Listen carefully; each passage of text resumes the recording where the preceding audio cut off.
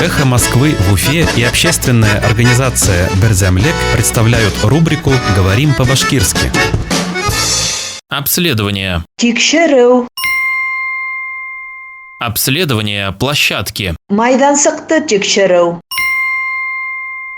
Обследование площадки. Майдансыкты тикшеру. Росприроднадзор объявил о начале обследования площадки Уфахимпрома. Ресей табигат күзәтүе Өфө химпром майдансыктарында тикшеру башлануы турасында игълан итте. Росприроднадзор объявил о начале обследования площадки Уфахимпрома. Ресей табигат күзәтүе Өфө химпром майдансыктарында тикшеру башлануы турасында игълан итте. «Эхо Москвы» в Уфе и общественная организация «Берзямлек» представляют рубрику «Говорим по-башкирски».